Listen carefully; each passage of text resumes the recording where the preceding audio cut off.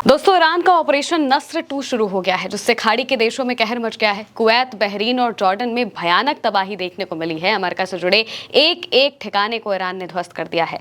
हर एक ठिकाने से आग या फिर धुआं उठता दिखाई दिया है। साथ ही ईरान ने और बड़े हमले करने की चेतावनी दे दी है। 7वीं लहर मिसाइलों की भेजी है और वहीं ट्रंप ने ईरान के पावर प्लांट और ब्रिज को उड़ाने की धमकी दी है। क्या क्या हुआ है बताते हैं। सबसे पहले इस खबर को देखिए। क्राइडल के हवाले से लिखा है, ईरान के आईआरजीसी ने कुछ समय पहले घोषणा की है कि उसकी नौसेना और एरोस्पेस सेनाओं ने ऑपरेशन नस्र 2 के तीसरे चरण की शुरुआत कर दी है। इसके तहत एक साथ मिसाइल और ड्रोन हमले किए गए, जिनसे बहरीन के शेख ईसा एयरबेस पर दुश्मन की नौसेना और वायुसेना के हथियारों और स्पेयर पार्ट्स के कई स्टोरेज हैंकर नष्ट हो गए। साथ ही कुवैत में अली अल सलेम एयरबेस पर MQ-9 ड्रोन तैनात करने वाले रैंप को भी निशाना बनाया गया है, जिससे कई ड्रोन नष्ट या फिर क्षतिग्रस्त हो गए। आईआरजीसी ने कहा कि ये हमले दिन में पहले अमेरिकी सेना द्वारा ईरान के तटीय सैन्य ठिकानों पर किए गए हमलों के जवाब में किए गए थे। उन्होंने चेतावनी दी है कि जवाबी कार्रवाई जारी रहेगी और दोहराया कि जब तक अमेरिका की कार्रवाई जारी रहेगी तब तक इस क्षेत्र में तेल या फिर गैस का कोई भी एक्सपोर्ट नहीं किया जाएगा। उन्होंने ये भी कहा है कि ऐसे हमलों से होर्मुज स्ट्रेट के फिर से खुलने में केवल देरी होगी। यानी कि ईरान ने एक साथ अपने बयान में बता दिया है कि वो क्या करने वाला है। सबसे पहले तो कुवैत, बहरीन और जॉर्डन में जो अमेरिका के बेसिस हैं, यहाँ पर भयानक तरीके से जो तबाही है वो देखने को मिली। यहाँ पर जो ड्रोन लॉन्च पैड है, सीधा उस पर हमला किया गया। इसके अलावा जो जगहें हैं जहाँ पर अमेरिका अपने हथियार और स्पेयर पार्ट स्टोर करता है, उनके हैंगरों को सीधे तौर पर नुकसान पहुंचाया गया। और इसके साथ में ही लगातार जो हमले हैं वो जारी है। बहरीन और जॉर्डन से जो तस्वीरें सामने आई, उन तस्वीरों में साफ तौर से पता चल रहा है कि ईरान की मिसाइलें किस तरीके से यहाँ पर आसमान में छाई हुई हैं। और तो और ईरान ने एक और बात कह दी है कि भाई होर्मुज स्ट्रेट किसी भी कीमत पर नहीं खुलने वाला है। अगली खबर देखिए। ईरानी लेटर के हवाले से लिखा है, तस्नीम की रिपोर्ट के मुताबिक ईरान ने चेतावनी दी है कि वो ईरानी एनर्जी एक्सपोर्ट पर अमेरिका की नौसैनिक नाकेबंदी के जवाब में इलाके के और तेल और गैस एक्सपोर्ट रूट बंद कर सकता है।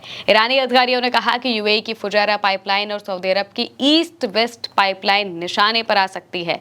उन्होंने कहा, या तो सभी तेल और गैस एक्सपोर्ट करेंगे या फिर कोई नहीं करेगा। ईरान ने अब साफ तौर से चेतावनी दे दी है कि या तो हर कोई या तो कोई भी नहीं।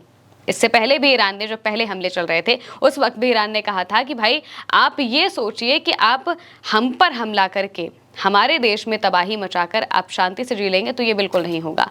या तो सब शांति से जिएंगे या फिर कोई शांति से नहीं जिएगा। और यही बात यहाँ पर वापस कर दी गई है कि अगर अमेरिका की नाकेबंदी शुरू हुई, क्योंकि अमेरिका नाकेबंदी लगा रहा है ईरान पर, ईरान के जितने भी पोर्ट्स हैं उन पर हमले किए जाएंगे या फिर वहां से जितने भी जहाज आएंगे उन्हें रोका जाएगा। ये अमेरिका का प्लान है, ताकि ईरान अपना तेल एक्सपोर्ट ना कर पाए। अब ईरान ने साफ कहा है कि अगर हम एक्सपोर्ट नहीं कर पाएंगे तो फिर कोई भी एक्सपोर्ट नहीं कर पाएगा। जो यूएई की पाइपलाइन है, इसके अलावा जो सऊदी अरब की पाइपलाइन है, जिसके जरिए वो होर्मुज के अलावा जो दूसरी साइड है, लाल सागर के इलाके से अपने तेल के जहाज निकाल लेते हैं, उन पाइपलाइन को निशाना बनाया जा सकता है। और अगर इन पाइपलाइंस को निशाना बनाया गया तो फिर तेल की बहुत बड़ी किल्लत हमें देखने को मिल सकती है। अगली खबर देखिए। प्रेस टीवी के हवाले से लिखा है, आईआरजीसी की घोषणा। आईआरजीसी ने बताया है कि कुवैत के मीना अब्दुल्ला में स्थित KJL, जो कि पश्चिम एशिया में अमेरिकी सेना का मुख्य लॉजिस्टिक और सपोर्ट सेंटर है, उसे नष्ट कर दिया गया है। जवाबी कार्रवाई जारी है और अमेरिका की आक्रामक कार्रवाइयां खत्म होने तक होर्मुज स्ट्रेट बंद रहेगा।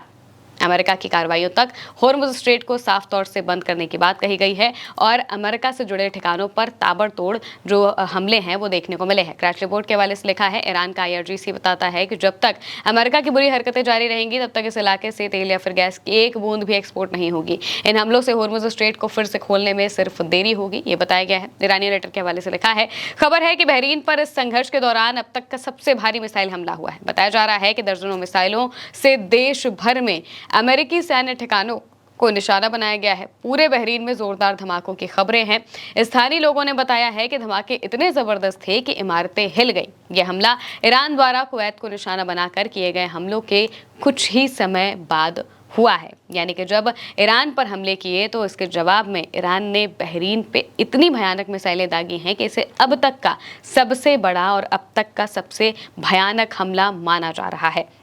इसके अलावा क्लैश रिपोर्ट के हवाले से लिखा है डोनाल्ड ट्रंप की बात। ट्रंप भी अपने जो बयान है वो देने से बाज नहीं आ रहे हैं। एक के बाद एक वो अपने बयान दे रहे हैं और बयानों में वो साफ तौर से कह रहे हैं कि हम ईरान पर हमला करते रहेंगे। अगर ट्रंप हमला करेंगे तो फिर जाहिर सी बात है कि ईरान चुप क्यों बैठेगा। ट्रंप ने कहा हम आज रात उन पर जोरदार हमला करने वाले हैं, कल रात भी जोरदार हमला करेंगे और उसके बाद वाली रात भी जोरदार हमला करेंगे और फिर अगले हफ्ते उनके लिए हालात बहुत बुरे हो जाएंगे क्योंकि अगले हफ्ते उनके पावर प्लांट और पुलों की बारी आएगी। हम उनके सभी पावर प्लांट और पुलों को तबाह कर देंगे। जब सीज़फायर किया गया था 8 अप्रैल को, तो उससे पहले अमेरिका ने ईरान के जो ब्रिजेस हैं, जो पुल है, सबसे बड़ा जो पुल है, उस पर हमला किया था। इंटरनेशनल लॉ के मुताबिक किसी भी तरीके के सिविलियन इंफ्रास्ट्रक्चर को निशाना नहीं बनाया जाना चाहिए, लेकिन अमेरिका ने ये किया। डोनाल्ड ट्रंप ने बाकायदा इसके लिए पोस्ट किया और अभी भी डोनाल्ड ट्रंप बाकायदा इस बात की धमकी दे रहे हैं कि हम उनके पावर प्लांट, जिसका इस्तेमाल जो आम जनता है वो करती है, उस पर हमला करेंगे और तो और ब्रिजेस पर हमला करेंगे। लेकिन फिर भी किसी भी इंटरनेशनल लॉ को, किसी को भी इस बात से कोई फर्क नहीं पड़ता है कि ह्यूमन राइट्स का, मानव अधिकार का उल्लंघन किया जा रहा है। इससे किसी को कोई बात का फर्क नहीं पड़ता। चाहे इजराइल गाजा में बच्चों को मारे, किसी को फर्क नहीं पड़ता। चाहे अमेरिका ईरान में सिविलियन इंफ्रास्ट्रक्चर को ध्वस्त करे, किसी को कोई फर्क नहीं पड़ता, क्योंकि ये वो देश हैं जो दुनिया चला रहे हैं या फिर ये सुपर पावर कहलाते हैं। इस वजह से इन पर कोई ध्यान नहीं देता। ये चाहे तो किसी भी देश के राष्ट्रपति को उठा ले, ये चाहे तो कुछ भी कर सकते हैं, इन्हें कोई कुछ नहीं कहेगा। ट्रंप ने एक और बात कही। ट्रंप ने अपने बयान में कहा कि अगर हम अभी चले गए तो उन्हें जो कुछ भी है उसे फिर से बनाने में 20 साल लग जाएंगे। इन लोगों से बातचीत करने का एकमात्र तरीका ताकत है और एकमात्र ताकत मिलिट्री ताकत है। सच में 2 दिन पहले हमारी एक डील हुई थी और फिर उन्होंने आखिरी समय में उसे तोड़ दिया। यहाँ पर ट्रंप कह रहे हैं कि अगर ईरान के लोगों से हमें डील करना है तो फिर हमें सिर्फ और सिर्फ मिलिट्री ताकत से ही बात करनी पड़ेगी। लगता है ट्रंप अब इस बात पर आ चुके हैं कि वो अब सिर्फ और सिर्फ हमलों से बात करेंगे। उन्हें लगता है कि भाई ईरान कब तक हमले झेल पाएगा, 1 हफ्ते, 2 हफ्ते, 3 हफ्ते, हम तब तक हमले ही हमले करते रहेंगे। लेकिन ईरान इन हमलों की या फिर इस जंग की तैयारी आज से नहीं, बीते 40 सालों से कर रहा था। जो देश इतने लंबे वक्त से जंग की तैयारी कर रहा हो, वो क्या 4 महीने, 5 महीने या फिर 6 महीने में रुक जाएगा? नहीं, उन्होंने बहुत लंबे समय की तैयारी की है और ईरान की स्ट्रैटेजी यही है कि वो दुश्मन को थका दे। वो इस युद्ध को खींचता रहेगा तब तक जब तक अमेरिका थक हार के आ नहीं जाता और कहता कि बस अब बहुत हुआ, अब हमें जाने दीजिए। ईरान इसका इंतजार कर रहा है और शायद ट्रंप अब वही रिवर्स साइकोलॉजी ईरान पर इस्तेमाल करने की कोशिश कर रहे हैं, लेकिन उन्हें फायदा कुछ नहीं होने वाला है, क्योंकि ईरान ने साफ तौर से कहा है कि हमारे पास तो अभी भी बहुत सारी चीजें हैं करने के लिए। हम एक साथ 3-3 रास्ते जब बंद कर देंगे, जब पूरी दुनिया का तेल ठप हो जाएगा, तब आप क्या करेंगे? अब ये देखना है कि ट्रंप क्या इसी तरीके से हमले करते रहेंगे और ईरान आगे क्या करने वाला है। फिलहाल के लिए मेरे यानी के साथ इस खबर में इतना ही। आप देखते रहिए उल्टा चश्मा यूसी।